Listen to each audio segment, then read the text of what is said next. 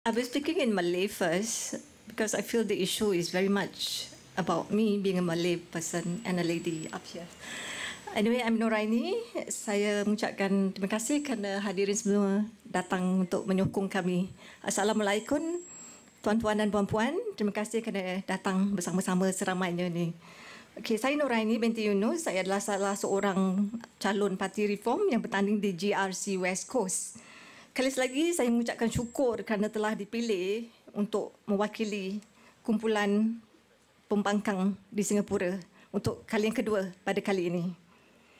Yes, tapi sekarang saya ingin ucapkan tentang isu-isu yang peka benar sekarang ini, termasuklah isu-isu tentang sara hidup di kota singa yang terlalu mahal di dunia ini berbanding dengan New York, Tokyo dan juga masyarakat-masyarakat yang lain di dunia. Kita adalah termahal. Walaupun begitu gaji kita antara yang terendah. Kenapa? Siapa katanya kita sendiri yang menyebabkan ini kerana beraspirasi tinggi. Kita rasa itu tak benar. Ya, kami banyak berebut untuk mendapatkan kerja, mendapatkan tempat dalam transport, MRT dan sebagainya, dan juga perumahan dan juga pelajaran dan di sekolah. Berebut-rebut. Pernah abang saya yang berada di dekat kawasan utara ya untuk mendapatkan sekolah yang terdekat dengannya. Terpaksa berebut dengan orang-orang asing termasuk PR dan sebagainya. Sebab tak cukup tempat di sekolah primary darjah 1. Dan juga tentang kerja ya. Semalam ada seorang calon PAP yang mengatakan bahawa jika kita mengadakan gaji terendah untuk memampukan hidup di Singapura yang termahal ni, orang-orang cacat akan terjejas. Mereka tidak akan dapat pekerjaan dan sebagainya. Tapi itu tak benar. Dia kata dia turun padang. Tapi tak, saya rasa dia sebenarnya turun padang. Sebab dia tak bekerja dengan orang-orang cacat sebegini. Saya bekerja dengan sebuah company yang ada orang-orang cacat ramai ya. Mereka banyak bekerja dengan baiknya dan gaji mereka bukanlah gaji yang terendah.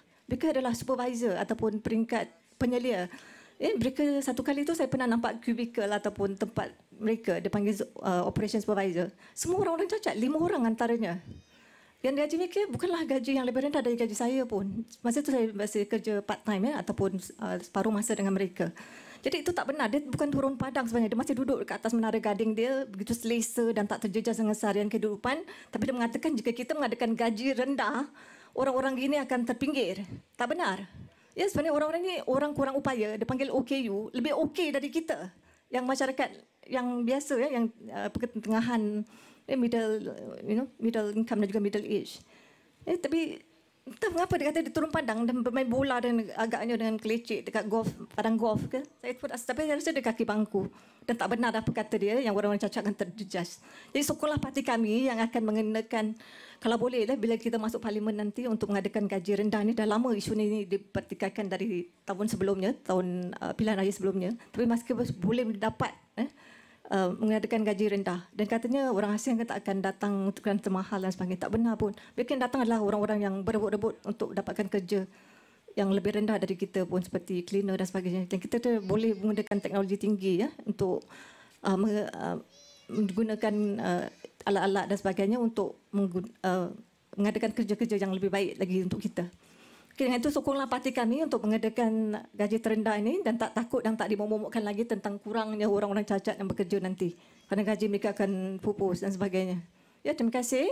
Dan cakap tentang kehidupan dunia ni, kita tak boleh terpinggir dari keadaan ukrawi ataupun kisah-kisah agama. Walaupun dia dilihat sebagai faktor divisive ataupun faktor yang merosakkan kepaduan masyarakat. Tapi kita terpaksa berdepan dengannya.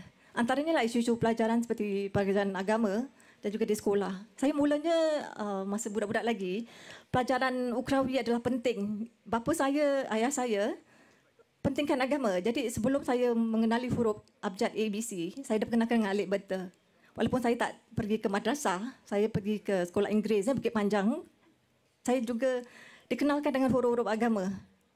Dan dengan itu saya baca terperanjat tentang sekular, pelajaran-pelajaran sekular yang orang sekarang begitu dimomokkan kerana takutkan prestasi mereka tak setanding dengan masyarakat majmuk dan sebagainya.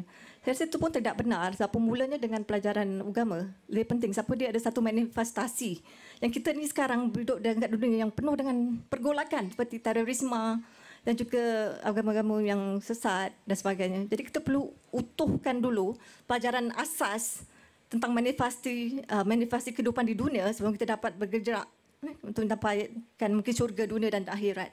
Jangan tu harus ganding pelajaran agama dan juga pelajaran dunia. Jadi tak perlulah sebab sekular, perkataan sekular itu sendiri adalah dari manifestasi agama Islam itu sendiri. Ya, jadi pakaian tudung dan sebagainya bukanlah isu yang kita perlu hebatkan sangat. Ya, jadi perlu dibenarkan beragama sebebasnya, memakai tudung atau tidak, dan tak perlu dipaksa ataupun sebaliknya lah, menghalang dan sebagainya. Jadi saya harap benar sokongan padu masyarakat majmuk yang lain untuk menyokong kami dalam hal ini. Sebab itu satu manifestasi. Termasuk pun kisah-kisah nak pergi masjid dan sebagainya. Saya pernah dihubungi ataupun didatangi seorang yang dipanggil Pondan dalam bahasa Melayu. Dia pernah bertanyakan, are you an MP dalam bahasa Inggeris? Saya belum lagi. Siapa saya belum jadi MP. Tapi dia tanyakan, saya pernah ada masalah kata dia. Saya pernah pergi masjid dan keadaan dia. Satu kali dia pergi masjid, dia pakai songkok. Kemudian dia pergi masjid, dia pakai tudung. Dia suka tudung, kata tudung dia menarik dan sebagainya. Tapi bila dia masuk, orang-orang kat sana yang dipanggil kerabat masjid ni, pandang dia satu macam. Dia tak dapat bersembayang. Dan satu hari tu keadaan begitu kecoh, dia dibuang keluar. Dia diangkut, beg dia dan sebagainya, dia humbankan keluar. Jadi dia terasa hebat dia punya cubaan sebagai seorang pondan. Walaupun saya tidak begitu giat sangat tentang isu-isu LGBT ni atau isu-isu pondan. Saya rasa kesian juga. Sebab agama dia pun hak dia untuk melakukannya. Setiap bulan kami dia potong kan gaji MF untuk membayarkan masjid-masjid ini. Jadi hak kita juga sebagai pengguna ataupun sebagai seorang agama Islam untuk mendekati masjid. Tapi dia dihumban keluar dan bila ditanyakan, are you an MP? I said, not yet. Jadi dia tanya saya, what can I do? Sampai dia cuba cari dunia MP. Tapi tak kali dia jumpa dekat luar, dia nak salam pun orang tu dah macam tengok dia tu macam. Tapi dia pergi juga, dia punya meet the people session, perjumpaan untuk rakyat. Untuk berunding. Tapi dia kata, padan muka kau, kata MP tu. Saya terkesian dengan dia. Tak ada langsung. Dia penanganan tentang isu dia buang keluar dari masjid dan sebagainya. Rasa sedih. Isu-isu begitu hebat sekali. Jadi dalam hal ini, saya tak perlu segan dan silu lah. Sebab manifestasi pun dikatakan, akhir zaman orang-orang segini akan muncul seramai-ramainya. Jadi tak perlu kita begitu macam jakun tentang mereka begitu excited atau begitu kagum dengan keadaan mereka yang begitu hebat dan meminggirkan mereka dan mereka masuk masjid.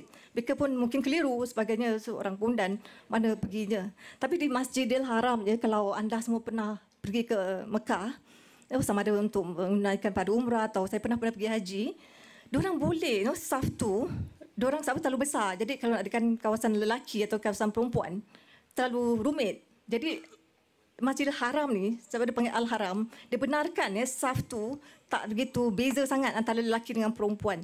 Jadi sekarang ni saya rasa satu hikmat jika pondan-pondan ni masuk masjid dan dia tendang keluar, apa halnya satu hari nanti bila kita set up ataupun kita sediakan satu yang begitu mengasingkan antara perempuan lelaki kat sini seperti masuk masjid sini, perempuan di atas atau di belakang, lelaki di depan. Satu hari dia punya saf mungkin kalau dah dijadikan seperti masjid di Arab di Mekah. Sedih kalau kita tak dapat bersama dalam keadaan satu uniting atau satu yang menyatukan kita dalam hal agama. Jadi penting kita timbulkan isu-isu ini walaupun sebagai wanita ataupun ganja pada saya. Dia buang keluar semata-mata dia pondan dan tak boleh bersembahyang di situ. Apa dia pun confused ataupun dia keliru sama ada dia perempuan atau lelaki. Tapi walaupun gitu, saya rasa isu-isu masjid atau orang yang dihalang dari masjid ini tak akan berlaku lagi. Itu bukanlah kisah satu yang unik. Pernah lagi satu orang melaporkan kepada polis bila dia ditahan dari melakukan sembahyang juga di masjid. Disebabkan kata dia pernah menuntut yang itu adalah masjid dari turun-temurun datuknya. Tapi dia dirampas dan walaupun mungkin Lee Hsien Loong telah memohon maaf ke mana-mana pihak yang tadi rampas haknya, tapi saya rasa isu yang dia ni sekarang ni dihalang dari untuk bersembahyang di masjid bekas datuknya tu sebagai isu yang utama juga kita perlu ketengahkan lah. Tak perlu begitu meminggirkan isu-isu macam gini. Terima kasih